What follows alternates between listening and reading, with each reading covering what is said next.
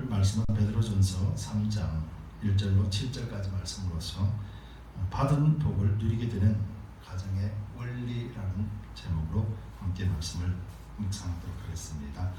주신 말씀은 베드로전서 3장 1절에서 7절입니다. 함께 천천히 읽겠습니다. 아내된 자들아, 이와 같이 자기 남편에게 순복하라. 이는 혹 도를 순종치 않는 자라도 말로 말미암지 않고 그 아내의 행위로 말미암아 구원을 얻게 하려 함이니, 너희의 두려워하며 정결한 행위를 범이라. 너희 단장은 머리를 꾸미고 금을 차고 아름다운 옷을 입는 외모로 하지 말고 오직 마음에 숨은 사람을 온유하고 안정한 심령에 섞지 아니할 것으로 하라. 이는 하나님 앞에 값진 것이니라. 전에 하나님께 소망을 두었던 거룩한 부녀들도 이와 같이 자기 남편에게 순복함으로 자기를 단장하였나니, 사라가 아브라함을 주라 칭하여 복종한 것 같이 너희가 선을 행하고 아무 두려운 일에도 놀라지 아니함으로 그의 딸이 되었느니라. 남편된 자들아, 이와 같이 지식을 따라 너희 아내와 동거하고 저는 더 연약한 그릇이요 또 생명의 은혜를 유업으로 함께 받을 자로 알아 귀히 여기라. 이는 너희 기도가 말하지 아니하게 하려 함이니라. 막히지 아니하게 함이니라. 아멘. 주님 감사합니다. 오늘은 파더스데이입니다. 하나님께서 가정을 세우시고 남편과 아내라고 하는 놀라운 섭리를 두셨습니다. 아버지 가정 안에서의 주신 복들을 온전하게 누리게 되는 가정이 되기를 소망합니다. 주신 것을 살펴보고 또 주신 것이 무엇인지, 또 하나님 세우신 질서가 무엇인지를 깨닫게 하시어서 하나님 이 땅에서 주신 복들을 마음껏 누리게 하여 주옵소서. 감사와 찬송과 영광을 올려드리며 예수 그리스도를 받들어 간절히 기도드리옵나이다. 아멘. 우리 성경을 드시고 또 힘차게 선포하도록 하겠습니다. 성경을 드시고 선포하겠습니다. 하나님의 말씀은 내 발의 등이요 내 길에 빛입니다. 내가 말씀을 지키면 하나님께서 나를 지키십니다. 아멘.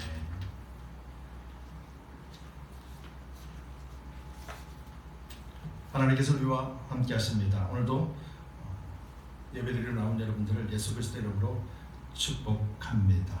오늘은 파더스데이입니다. 1년에 한 번씩 정하고 아버지 날도 기념하는 날이기도 합니다. 우리가 아버지를 생각할 때마다 단순하게 생명을 준 혈육으로 이어진 관계뿐만 아니라 아버지라는 그 이름에 얼마나 놀라우신 하나님의 복들을 담겨있고 있는지 아는 것도 참 중요하리라 생각합니다. 우리 그리스도인들은 하나님을 아버지라고 부릅니다. 왜 어머니라고 그러지 않냐고 아버지라고 불렀을까?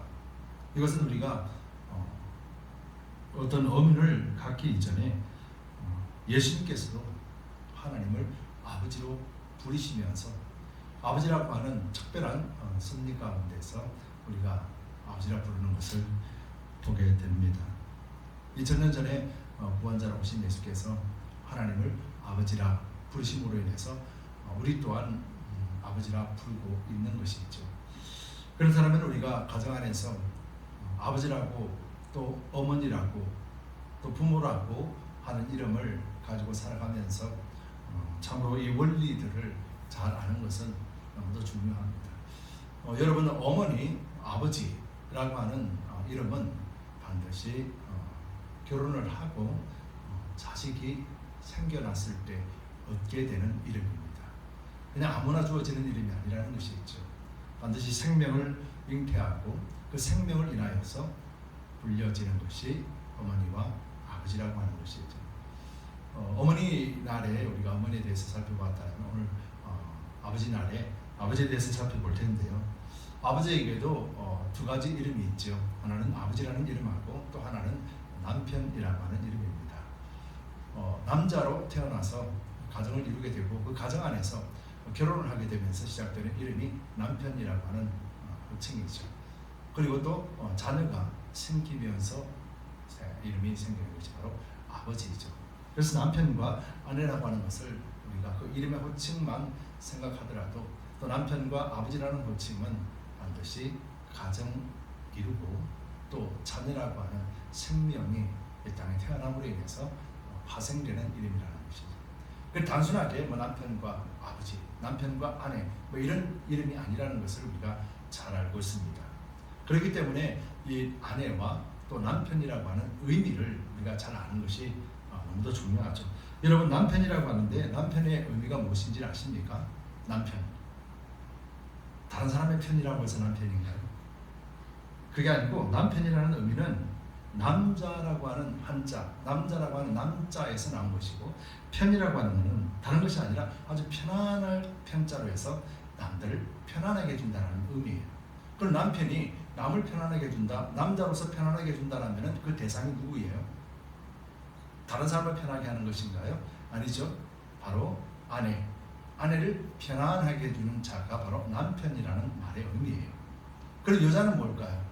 여자도 뭐라고 그래요? 남편 말고 여편이라고 하죠. 그래서 내, 여편 내라고 하는 이름이 붙게 되는데, 내라고 하는 것은 내, 집사람이라는 의미죠. 서로가 편안하게 해주는 존재가 되는 것이 남편과 아내라는 의미 속에 담겨져 있어요. 그럼 아버지는 어떤가요? 아버지는 조금 전에 설명드렸다시피 아무나 아버지가 되는 게 아니에요.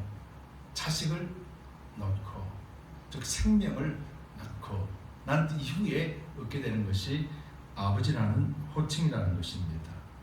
이처럼 남편과 아내라는 호칭은 가정을 떠나서는 생각해 볼 수 없는 단어가 바로 남편과 아버지라는 의미입니다.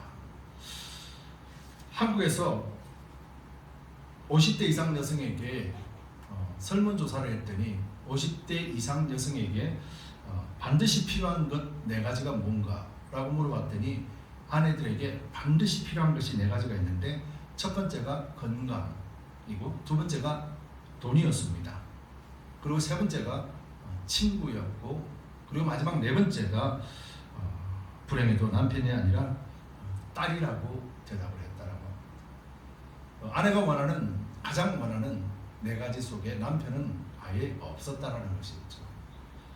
그러면 반대로 이제 50대 이상 남성에게, 남편이요 아버지에게 물어봤습니다. 남편에게 가장 필요한 건 5가지는 뭡니까? 그랬더니 첫 번째가 아내라고 대답을 합니다. 두 번째가 부인이라고 대답합니다. 세 번째가 와이프라고 대답합니다. 4번째가 마누라라고 대답합니다. 그리고 마지막 5번째가 집사람이라고 대답합니다. 즉 남편에게 있어서 전부는 아내라는 것이죠. 그런데 아내에게 있어서는 전부가 남편이 되지 않는다는 사실이에요. 이것이 웃어야 될지 울어야 될지 남자로서 아버지로서 참담한 심정이지만은, 근데 이것이 현실이라면은 과연 무엇 때문에 세상은 이렇게 남편과 아내의 갈망이 다를까라는 것도 우리가 한번 생각해 봐야 될 거예요. 세상은 그렇게 흘러간다 할지라도 우리는 과연 이 남편과 아내에 대한 분명한 방향과 그리고 또 분명한 길을 제시해 놓고 있는 성경에서는 과연 남편과 아내에 대해서는 뭐라고 말씀하시는가, 우리는 이 사실에 대해서 한번 살펴보기를 원합니다. 여러분, 우리는 믿는 사람들입니다. 여러분, 우리는 믿는데 무엇을 믿습니까? 하나님을 믿어요. 예수 그리스도를 믿습니다. 그리고 성령을 믿습니다. 그리고 이 믿음의 가장 근본되는 것은 바로 우리가 성경 말씀을 믿는다는 거예요. 하나님을 믿는데 성경은 안 믿겠어요? 예수님을 믿는데 성경은 안 믿습니다라는 말은 없죠. 우리가 믿는다라는 것은 성경을 믿는다라는 의미예요. 그리고 이 말은 가정에서 남편과 아내라고 하는 그 이름에 분명한 기준을 제시해놓고 있는 성경을 믿을 때 우리는 비로소 남편과 아내가 갈망하는 것, 가장 원하는 것이 하나가 된다는 것이에요. 여러분, 세상이 그렇다고 해서 그리스도인들도 아내가 가장 원하는 것이 건강, 돈, 친구, 딸 그렇게 표현한다라면 우리는 하나님을 모르는 것이에요. 바로 이것이 오늘 본문을 통해서 아버지 날을 맞이하여서 진정으로 아버지에게 대하여서 뭐라고 말씀하시는가, 그리고 아내들에 대해서 뭐라고 표현하고 계시는가를 알 필요가 있다는 것이 있죠. 대부분의 가정을 보면은요, 대부분의 가정들 남편과 아내 관계를 보면은 부모와 자식 간의 관계도 보게 돼요. 그래서 남편과 아내라고 하는 건강한 가정은 부모와 자식 간의 관계도 건강한 가정이 된다는 것을 대부분의 가정 속에서 보여주고 있는 현상들입니다. 그렇다면 그리스도인 가정들은, 특별히 하나님을 믿는 가정은 더욱더 믿음의 가정 안에서 남편과 아내가 건강함을 이루고 그 건강함이 또 자녀들에게도 건강한 관계를 이루어가는 것이 당연한 것을 우리는 알게 되는 것입니다. 그래서 오늘 파더스데이를 맞이하여서 정말로 남자에게 준 두 이름을 우리가 한번 살펴보면서 또 아내의 위치가 얼마나 중요한 것인가에 대해서 한번 살펴보기를 원합니다. 믿음의 가정이라고 하고 또 가정 안에는 분명히 원리가 있습니다. 남편과 아내라고 하는 이 가정의 원리를 잘 지킬 때, 그때 비로소 가정은 건강한 가정입니다. 여러분, 건강한 가정이라는 것이 어떤 의미겠습니까? 건강하다라는 것은 행복하다라는 말과 같은 말이겠죠. 건강하다라는 것은 화목이라는 단어와 같은 말이겠죠. 그래서 건강하다라는 것은 그 가정이 건강하다는 것은 행복하고 화목한 가정을 이루게 된다라는 것을 우리는 알게 됩니다. 그렇다면 이 가정 안에서 화목 또 행복을 이룰 수 있는 방법을 성경이 제시해 놓고 있는데, 이 성경에서 어떻게 말씀하시는가 우리 한번 살펴보기를 원합니다. 우리가 이 말씀을 살펴보기 이전에 조건이 하나가 있는데, 그 조건이 뭐냐면은 오늘 본문에 나와 있지 않습니다. 본문에 나와 있지는 않지만은 베드로전서 2장 마지막 절인 25절을 보면은 3장 바로 윗부분에 있는 25절을 읽어보면은, 제가 읽어드리겠습니다. 너희가 전에는 양과 같이 길을 잃었더니 이제는 너희 영혼의 목자와 감독 되신 이에게 돌아왔느니라 라고 표현을 하면서 아내된 자들아 라고 이와 같이 라고 본문이 시작돼요. 즉 이 말은 이제 예수로 말미암아서 남편도 아내도 모두 다가 이제 목자 되신 그리스도 안으로 돌아왔다라는 전제가 되는 거예요. 그리스도 밖에 있다라는 것이 아니라 그리스도 안에 있다라는 전제로서 지금 말씀이 진행이 되고 있어요. 그러고 난 다음에 이제 아내와 남편에 대해서 말하고, 그리고는 뭐라고 말하면은 이제 9절 말씀에 보면은 베드로전서 3장 9절, 오늘의 본문은 아니지만은 3장 9절을 보면 어떻게 말합니까? 악을 악으로 욕을 욕으로 갚지 말고 도리어 복을 빌라. 이를 위하여 너희가 부르심을 입었으니 이는 복을 유업으로 받게 하심이라 라고 하면서 오히려 복을 빌어주는 자가 되라 라고 표현을 합니다. 즉 이 말은 무슨 말입니까? 예수 안에 있는 자요, 복을 비는 자라는 것은 지금 그 가정에 복이 주어졌다라는 말이에요. 복을 주실 것이다라는 말이에요. 이 말씀의 중심에 보면은 이미 가정에는 남편과 아내에게 하나님이 복을 빌어줄 수 있는 그 복을 이미 주셨다라는 것을 상징하고 있는 거죠. 여러분 믿으십니까? 여러분, 하나님의 말씀에는 그리스도 안에서 한 가정을 이루는 아내와 남편 그리고 자녀, 이 모든 일들 속에 우리는 이미 하나님의 복을 받았다라고 표현을 하고 있습니다. 왜요? 한 몸을 이루는 이 자체가 바로 하나님의 복을 받았다라는 표현이겠죠.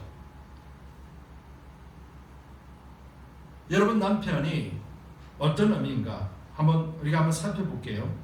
여러분, 남편은 아내가 없는 사람을 남편이라고 표현합니까?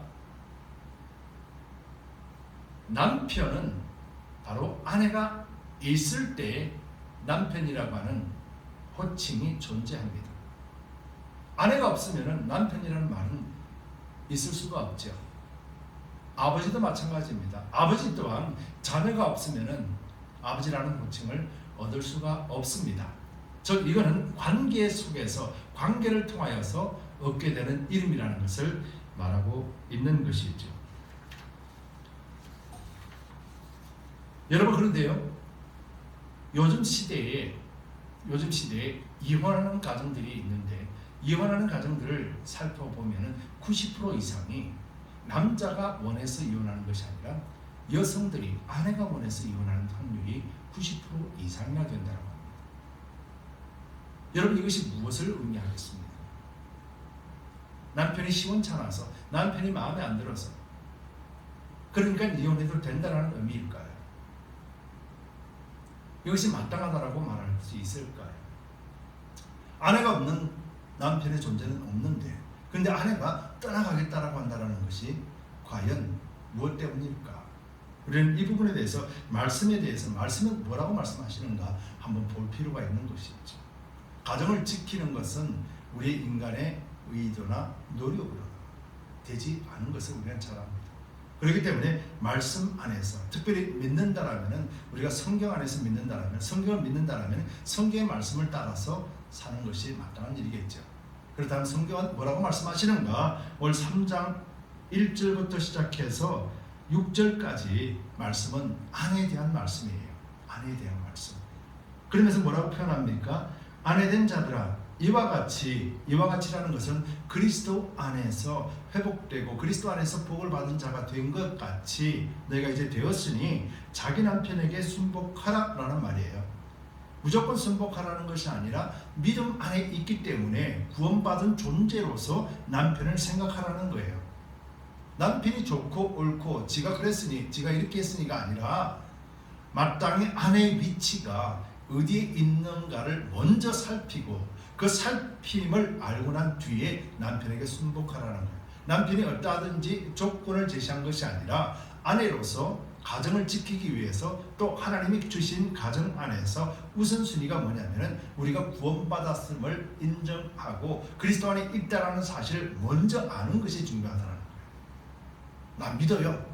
하나님 사랑합니다. 난 하나님만 있으면 돼요. 남편 없어도 돼요. 여러분, 이 말이 좋은 믿음인 것 같습니까? 하나님만 있으면 됩니다. 나는 남편 없어도 돼요라고 한다면은 이것이 과연 옳은 믿음인가 하는 질문이에요. 여러분, 이것이 어떤 믿음일까요? 과연 옳은 믿음일까요? 남편 없어도 돼요. 나는 하나님만 있으면 돼요. 이게 옳은 믿음인가요? 틀린 믿음이죠. 이건 믿음이 아니죠. 하나님을 사랑해요. 하나님을 찬양해요. 나는 하나님을 너무너무 사랑해요. 근데 남편은 아니에요. 그래서 나는 남편 없어도 돼요. 나는 하나님만 볼래요. 라고 한다면 이게 바른 믿음인가 하는 거예요. 우리는 분별력을 가지고 있어야 돼요. 잘못된 믿음이고 하나님을 믿지 않는 마음이라. 성경에서 그렇게 말하고 있잖아요. 믿는다라면은 남편에게 순복하는 것이 맞다라는 거예요. 그 이유가 뭐냐? 이는 혹 도를 순종치 않는 자라도 말로 말미암지 않고 그 안에 행위로 말미암아 구원을 얻게 하라. 그 사람이 비록 하나님을 알지 못하고 예수를 믿지 않는 자라 할지라도 아내가 어떤 행위를 보임으로써 그 남편이 하나님을 믿게 한다라는 것이죠. 어떤 행위인가? 그 행위에 대해서 오늘 2절부터 해서 6절까지의 말씀 안에서 그 답을 제시해 놓고 있습니다. 2절에 너희의 두려워하며 정결한 행위를 봄이라. 누구를 두려워하는 거예요? 하나님을 두려워하고 하나님 안에서의 정결함을 본다라는 거예요. 난 하나님 사랑해요. 그래서 하나님만 있으면 돼요. 나는 남편 없어도 돼요 라고 하는 것이 아니라 제가 하나님을 사랑합니다. 그렇기 때문에 하나님이요, 하나님 주신 남편에게도 똑같이 사랑할 수 있고 똑같이 순종할 수 있는 마음을 제게 주옵소서. 하나님, 나를 불쌍히 여겨 주옵소서. 남편과 같이 한 몸을 이루기를 소망합니다. 이것이 바로 두려워하며 정결한 행위라는 것이죠. 그러면서 이렇게 말합니다. 너희 단장은 머리를 꾸미고 금을 차고 아름다운 옷을 입는 외모로 하지 말고. 여인들은 아름답게 포장합니다. 여인들은 다른 사람의 눈에 아름답게 비치는 것을 좋아합니다. 마땅합니다. 그런데 남편에게조차도 이것이 우선순위가 되어서는 안 된다는 것이죠. 여러분 왜 이혼을 하겠습니까? 아내가 왜 이혼을 합니까? 남편이 마땅치 않습니다. 남편이 마음에 들지 않습니다. 가장 중요한 이유가 성격의 차이라고 말합니다. 그리고 또 두 번째는 물질 관념이겠죠. 자기는 화려하기 쉽고, 자기는 남들에게도 잘 보이시고, 남들에게도 비판받지 않고, 남들을 오히려 위에서 누르고 싶고, 1등이라는 문화 속에서 그렇게 잘 살고 싶은데 남편이 채워주지 않는다라는 거죠. 남편이 불만족스럽다라는 거죠. 남편이 자기 욕망에 맞지 않다라는 것이죠.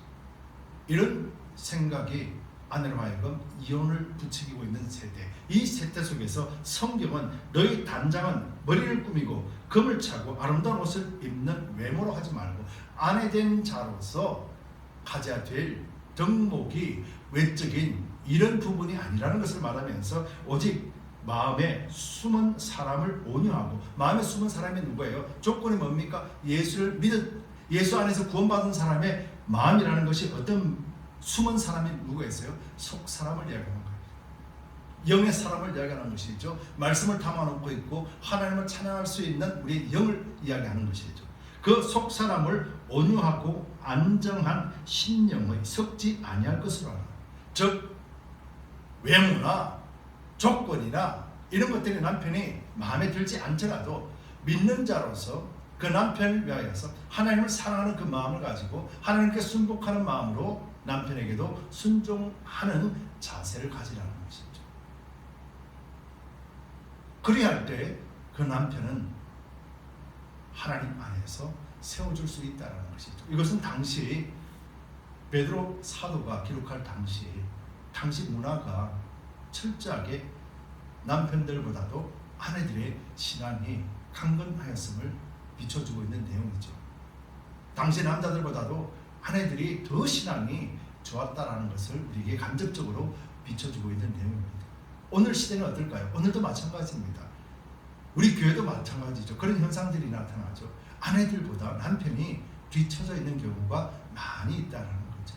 이럴 때 남편들이 교회에서 함께 찬양하고 함께 봉사할 수 있게 만든 요소들이 필요하다는 거죠.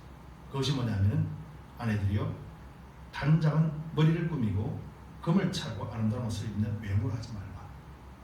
심령에 있는 속사람으로서 남편을 바라보라 라고 하는 외침을 우리는 들어야 될 줄 믿습니다.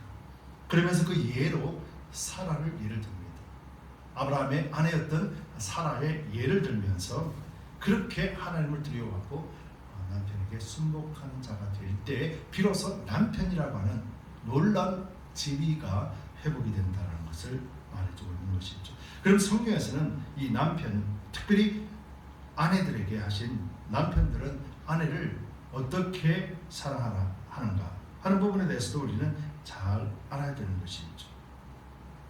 에베소서 5장 22절에 보면은 아내들이여 자기 남편에게 복종하기를 죽게 하듯 하라라고 또 똑같은 말씀을 에베소에 하고 계세요.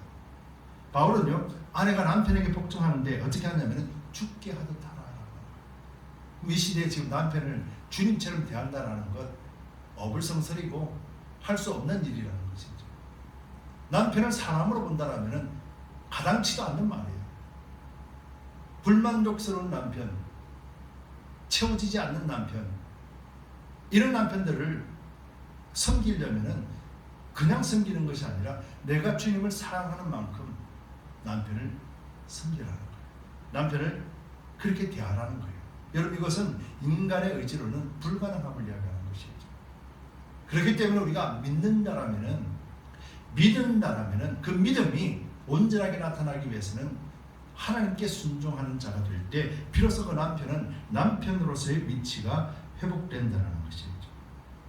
그러면서 에베소서에서는 영적 원리를 말씀해 놓고 있는 것인데 그 원리가 뭡니까? 에베소서 5장 23절에 남편이 아내의 머리됨이 그리스도께서 교회의 머리됨과 같으니라. 그가 친히 몸의 구주시니라 라고 표현하면서 아내들에게도 이 원리를 잘 알아야 된다라고 말씀하는데, 이 말씀에는요 단순하게 아내들만 잘하는 말이 아니고 이 남편이 어떠한 존재이고 이 남편이 이렇게까지 회복되게 돼야만이 비로소 남편과 아내가 한 가정이 복을 누리게 된다는 의미가 이 말씀 속에 포함이 되어 있다는 거예요.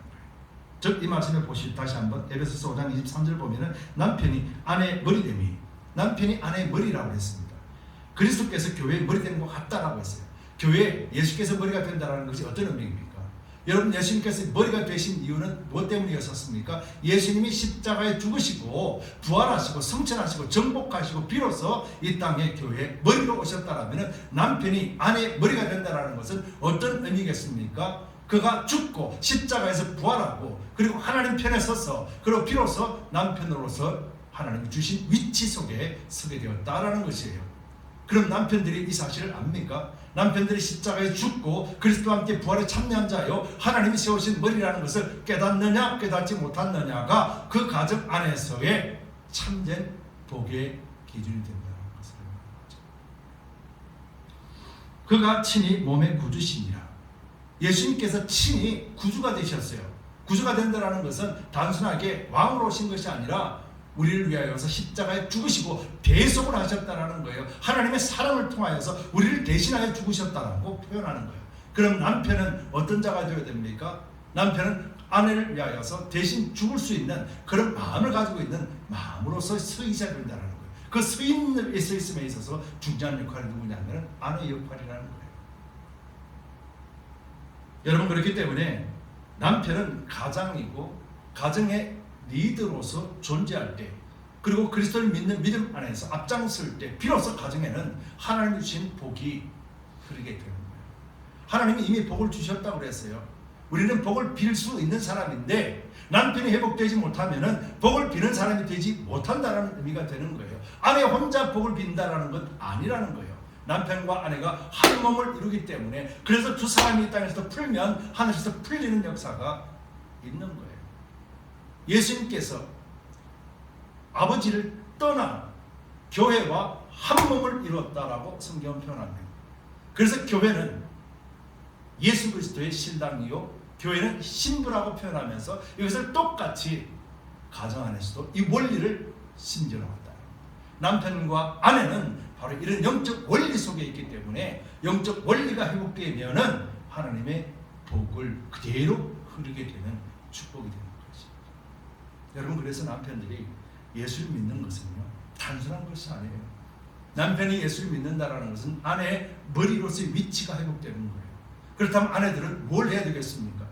아내들이 남편이 마음에 안 들어서 내쫓고, 조금 전에 설명했습니다. 아내가 가장 원하는 것, 건강, 물질, 그리고 딸, 이런 것들로 채워진다라면 아내는 남편을 결단코 자신의 머리에 위치해 두지 않습니다. 그럼 그 가정은 어떻게 됩니까? 깨어지고 그리고 행복을 찾아볼 수가 없는 가정이 되는 것입니다.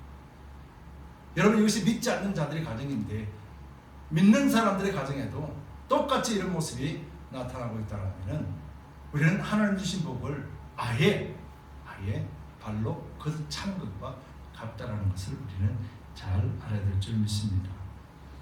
중요한 것은 아내에 대한 남편이 어떤 마음 자세인가, 이것을 가질 수 있게 하기 위해서는 아내의 역할이 너무도 중요하다. Father's Day에 왜 아내만 이렇게 말하느냐 라고 표현할지 모르겠지만 성경에는요 남편보다도 아내를 더 강조하고 있어요. 그만큼 아내의 위치가 중요하기 때문에 오늘 본문에서도 보면은 남편은 한 구절밖에 안 나와 있어요. 그런데 나머지 구절들은 다 아내에 대한 구절이에요. 근데 마지막 절 이제 7절 말씀에 남편자들아, 남편된 자들아, 이와 같이 지식을 따라 너희 아내와 동거하고 저는 더 연약한 그릇이요 또 생명의 은혜를 유업으로 함께 받을 자로 하라. 귀히 여기라. 이는 너희 기도가 막히지 아니하게 하느니라. 남편에게 요구하는 것은요, 아내를 사랑하는데 아내가 쉽게 깨어질 질그릇처럼 귀하게 여기라는 거예요. 근데 아까도 표현했잖아요. 남자들이 원하는 5가지, 아내, 부인, 와이프, 마누라, 집사람, 전부 아내에 향하였다. 남편들은 오직 바라는 것은 아내 외에는 없는 거예요. 이게 남편의 본질이라는 말이에요. 본성이라는 거예요. 물론 나쁜 사람도 있죠. 근데 대부분의 남편들은 이런 생각을 갖고 있는 거죠. 그런데 아내는 무슨 생각합니까? 건강, 돈, 친구, 딸. 남편이 없어요. 그럼 이 가정이 온전한 행복된 가정이 될까요? 깨어지려고 작정한 가정이죠. 그럼 이 그리스도인이 가정의 아내들이 이런 마음을 갖고 있다면 진짜 그리스도 안에서 행복을 누릴 수 있을까요? 전혀 누리게 되지 않음을 이야기합니다. 자, 그렇기 때문에 남편 된 자들아 이와 같이라고 지식을 따라, 누구의 지식을요? 예수 그리스도를 아는 지식을 따라. 조금 전에 설명했잖아요. 아내들이 그 믿음이 좋다라면은 그 믿음의 행실을 통하여서 남편들로 하여금 믿음의 틀을 세우고 그 믿음이 더욱더 견고해질 수 있도록 누가 그 역할을 감당하나요? 아내들의 위치라는 거예요. 아내들의 위치. 우리 교회도 한번 봅시다. 남편들이 예배를 드리지 못하고 남편들이 교회 나오지 않습니다. 그럼에도 불구하고 아픈 마음이 없다라면은, 그럼에도 불구하고 남편들에 대한 그런 애절한 마음이 없다면은 우리는 회개해야 되는 것이에요. 남편들이 천국 안 가도 되고 남편들이 지옥 가게 돼 라고 생각한다라는 것은 이것이 무슨 말이에요? 우리가 믿음을 하나님 앞에서 자랑할 수 없다라는 거예요. 여러분, 이것이 남편의 위치고 남편으로서 아내의 위치가 얼마나 중요한가를 설명해 놓고 있습니다. 두 번째로 아버지라는 역할이에요. 아버지는 어떤 존재입니까? 아버지는 돈만 벌어다 주고 그래서 외적으로 돌아다니면서 가정을 지켜야 된다. 이것이 세상이 보는 관점이에요. 남편과 아내가 건강하지 못하면 자식과 부모가 건강하지 못합니다. 요즘 이혼하는 세태, 그리고 또 기러기 아빠라고 해서 보면은요, 남편들을 가정에서 소외되어서 가고 있습니다. 그런데 아내와 자식들은 끈끈하게 맺어져 있어요. 근데 그 결과가 어떻습니까? 노인, 황혼, 이혼이라고 하는 것이 나타납니다. 그 이혼이 자녀들에게 어떤 영향을 미칩니까? 오, 행복해. 나 아빠 안 봐서 행복해. 나 아버지 안 봐서 행복합니까? 정말로 그럴까요? 관심이 없는 거예요. 자식들조차도 부모 관계에 관심이 없다는 것이 무엇을 의미하겠습니까? 아내와 남편이 건강하지 못했다는 것을 증명하는 것이죠. 그럼 아버지는 어떤가? 성경에서는 아버지를 뭐라고 표현하는가? 아버지라는 단어를 보면은요, 성경에서는 아버지라고 쓰는 그 아버지의 의미를, 용례를 이렇게 성경에서는 표현합니다. 구약에서는 아버지라는 존재는 민족의 조상을 나타내는 말입니다. 아브라함은 이스라엘 민족의 조상의 아버지라, 즉 믿음 안에서 조상, 믿음의 조상이라고 합니다. 또 민족의 지도자나 제사장이라는 것이죠. 의미가 거기 있다는 거예요. 남자로서, 아버지로서, 제사장으로서, 그리고 또 민족의 지도자처럼 가정의 리더가 되지 못하면은 가정은 행복해질 수가 없다는 거예요. 여러분, 이것은 남편에 대하여서 남자들에게 있어서 너무도 중요한 것이에요. 하나님 안에서 남편이 서지 못하면은 가정이 진정한 행복, 하나님의 복을 누리지 못한다는 것을 안다라면은 남편은 매일같이 하나님 앞에 엎드릴 수밖에 없는 거예요. 남편은 아버지로서도 자식에게 무엇을 주겠습니까? 무엇으로 유산으로 물려줄 수 있겠습니까? 예수 그리스도를 물려주지 않는다라면은 헛된 일밖에 없는 거예요. 그 자식이 평생 행복할 그런 것들이 없어요. 아버지를 공경할 수도 없으며 부모를 공경할 수도 없는 상태로 만들어 놔버린다라면은 아버지 역할을 소홀히 여긴 것이죠. 여러분, 성경에서는 아버지라는 것은 단순하게 생물학적인 아버지의 위치를 말하는 것이 아니에요. 에베소서 6장 4절에 보면은 아비들아, 너희 자녀를 노엽게 하지 말고 오직 주의 교양과 훈계로 양육하라. 주님의 가르쳐주신 교양과 주님의 가르쳐주신 훈계로 양육하는 것이 아버지의 위치로서, 지도자로서, 리더로서의 역할이라는 거예요. 아버지 역할이. 그리고 또 우리가 잘 알고 있는 솔로몬에 대한 다윗, 아버지 다윗이 유언한 내용이 열왕기상에 보면 나와 있는데요. 다윗이 이렇게 표현합니다. 내 하나님 여호와의 명을 지켜 그 길로 행하여 그 법률과 계명과 율례와 증거를 모세의 율법에 기록한 대로 지키라. 그리하면 내가 무엇을 하든지 어디로 가든지 형통하리라. 아버지는 이런 위치에 서있어야 됩니다. 우리 자녀들에게 뭘 가르치는 것이 아니라 하나님의 말씀을 가르치고 너는 하나님을 믿어라, 하나님을 순종해라, 하나님을 따르라. 그래야만 네 삶이 형통할 것이다 라고 가르치는 제사장 위치가 아버지의 역할이에요. 이것이 아버지예요. 그렇다면 아내는 남편의 역할이자 아버지의 역할을 할 수 있도록 어떻게 해야 됩니까? 돕는 배필로서 남편들이 온전한 남편과 온전한 아버지로서의 역할을 감당할 수 있게 옆에서 함께 협력하는 것이 마땅하지 않겠는가 하는 것이죠. 여러분, 동서양을 막론하고 남편에 대한 아내들의 마음은 별반 다를 바가 없는 것 같아요. 미국에서도 예의만 돼요. 우스갯소리지만 미국에서도 광고를 하나가 냈답니다. 어떤 부인이 광고를 냈어요. 남편을 팝니다. 그리고는 남편이 좋아하는 낚시기구, 남편이 좋아하는 사냥기구, 총이라든지 이런 걸 남편을 사면은 같이 준대요. 거기 또 뭐가 있냐면 사냥개도 같이 있대요. 그래서 남편을 사면은 이게 다 준다라고 광고를 냈대요. 그랬더니 60명이 전화가 온 거예요. 뭐라고 전화가 왔냐면 다른 건 다 필요 없고 사냥개만 팔 수 없냐고. 이게 미국의 유머인가 봐요. 진짜로 있는지는 모르겠어요. 동서양을 막론하고 아내들이 남편에 대한 생각이 이렇다라는 거예요.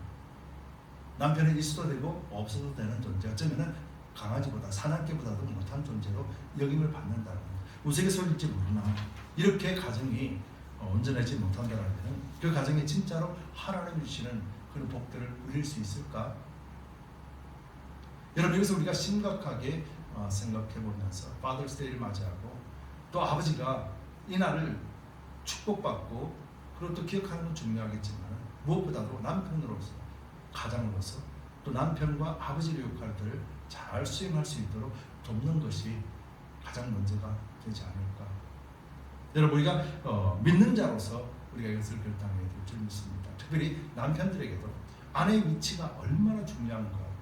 아내는 질거릇처럼 끼어지기 쉬운 존재다 라고 성경이 말씀한다라면 남편들은 아내에게도 자기를 생명처럼 사랑하듯이 아내를 사랑해야 되는 그런 의무가 주어졌다는 것을 우리는 잘 알아야 될 줄 믿습니다. 남편과 아내가 사랑의 결실로서 자녀들이 태어나지 않았습니까? 그럼 그 자녀들에게도 아버지가 되는 위치, 이 위치를 지킬 수 있는 유일한 길은 생물학적인 아버지로서 끝나는 것이 아니라 우리가 믿는 믿음 안에서 아버지의 위치가 성경에서는 뭐라고 표현하고 있는가? 바로 생명을 잉태하고 낳고 그리고 또 제사장과 영적인 리더자가 되는 것이 아버지의 역할이라는 것을 우리가 안다라면 우리는 아버지로서의 그 역할을 잘 감당해내야 됩니다.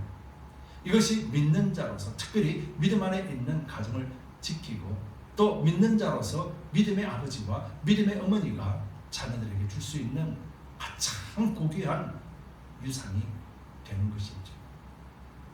여러분, 받은 복을 누리게 되는 가정의 원리는 다른 것이 아닙니다. 우리가 믿는다라면은 우리가 하나님의 은혜와 예수 그리스도 안에서 이미 가정에서 누릴 수 있는 복을 받았다라는 것을 믿는 거예요. 그래서 우리가 다른 사람들에게 복을 전해줄 수 있고 복을 빌어줄 수 있는 존재가 됐는데도 불구하고 여전히 우리가 복을 빌어줄 수 있는 존재가 되지 못한다면은 이 모든 문제의 원인은 우리가 성경 말씀 안에서 해답을 찾지 않기 때문이라는 거예요. 성경에서는 아내의 위치와 아내의 역할과 남편의 위치와 남편의 역할과 아버지로서의 역할을 분명하게 제시해 놓고 있으며 이 모든 일들은 바로 그리스도 안에 있을 때, 예수님을 믿는 믿음 안에 있을 때 넉넉히 그 일을 진행할 수 있다라고 표현하고 있는 것이죠. 마지막으로 아버지라는 존재는 어떤 존재여야 되는가, 이 부분에 대해서 우리가 알고 있듯이 돌아온 탕자의 비유 속에서 아버지의 모습을 한번 돌리기 바랍니다. 아버지는 둘째가 돌아오기를 기다렸습니다. 매일같이 상거가 먼데도 불구하고 기다렸다는 거예요. 그런데요, 성경에 보면은 아들이 돌아오는 것을 보고는 아버지가 어떻게 됐어요? 천천히 걸어가서 한 게 아니라 두 발로 뛰어나갔다라고 표현하고 있어요. 두 발로 뛰어나갔다요. 근데요, 당시 유대 문화 속에서, 당시 팔레스타인 그 문화 속에서 아버지가 뛴다라는 것은요, 상상할 수 없는 일이래요. 아버지가 자식을 위해서 뛰어간다? 상상할 수 없는 일이래요. 왜냐하면 그 당시 문화로서 남자가, 특별히 아버지가 가장으로서 발바닥을 보이는 것은 수치라고 여기는 문화였대요. 자식이 저 멀리 오는데 발바닥이 보일 정도로 뛰어갔다라는 것은 자기 수치와 멸시를 다 내려놓고 아들 위해서 달려갔다라는 거예요. 부러자인 아들, 자기 재산을 다 팔아먹은 아들, 아버지 말을 거역하는 아들, 책망받고 야단맞아도 당연한 아들을 위해서 그 아버지는 두 팔을 들고 발바닥이 보일 정도로 뛰어가서 그 아들을 안았다라는 거예요. 이것이 아버지라는 거예요. 하나님이 아버지가 되셨어요.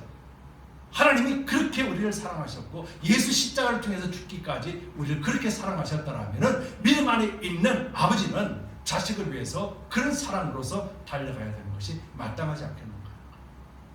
내 수치와 멸시를 다 뒤로 제껴두고 자식을 사랑하는 마음이 아버지의 마음을 성경이 이렇게 강조하고 있다면 우리 아버지들은 과연 그 일들에 대해서 어떤 생각을 갖고 있는가? 아내와 함께 한 몸을 이루고 아내와 함께 연합되어지고 서로 사랑하고 아내가 한 몸을 이루는 거예요. 아내는 남편을 순종하고 남편은 아내를 깨어질 질그릇처럼 귀하게 여기며 사랑하는 것이 마땅하지 않습니까? 예수를 믿는 자들이 남편과 아내가 서로 사랑하는 것이 마땅하지 않습니까? 그래야 할 때 가정은 건강하게 되는 것이죠. 건강한 가정은 행복할 수밖에 없는 것이죠. 그 행복한 가정은 자식들에게 그 행복과 건강의 유산을 물려줄 수밖에 없는 것이죠. 그 자녀는 부모를 본을 보고 그가 가정생활을 꾸미고 결혼생활을 할 때에도 똑같은 행복과 똑같은 건강한 가정을 만들어가지 않겠습니까? 여러분, 이것이 아버지 날을 맞아서 아버지가 중요하고 아버지 역할이 중요하듯이 아내 또한 남편을 만드는 과정 속에서 아내 역할이 얼마나 중요한 것인가를 말씀을 통해서 보여주었고, 그렇게 해서 믿음이 좋은 아내들이 믿음이 연약한 남편들을 세우고 그의 행실을 통하여서 남편들을 믿음으로 세워나갈 때 그 가정은 온전한 믿음의 가정이 되는 영적 원리가 이루어지게 된다는 것이죠. 여러분, 받은 복을 누리게 되는 가정의 원리는 다른 것이 아니라 남편과 아내가 말씀 안에서 순종하고 무릎 꿇고 서로가 사랑으로 하나가 되는 길 외에는 없습니다. 남편과 아내가 하나가 되면 가정에는 하나님 주신 복을 온전하게 누리게 될 것입니다. 받은 복이 우리를 통해서 흐르게 될 것입니다. 그리고 영적으로는 신랑 되신 예수 그리스도를 연하여서 하나님이 우리의 아버지가 되고 그리스도 안에서 우리는 모두 다가 가정 안에서 건강하게 살 수가 있게 되는 것이죠. 육적인 것은 제한적이지만 영적인 것은 영원한 것이기에 우리는 오늘도 믿음으로써 그 영을 바라보며 나아갑시다. 그래서 우리가 진정으로서 받은 복을 누리게 되는 그런 가정의 원리를 지켜 진정으로 행복한 복된 가정을 끝까지 지켜나가시기를 예수 그리스도 이름으로 축복합니다.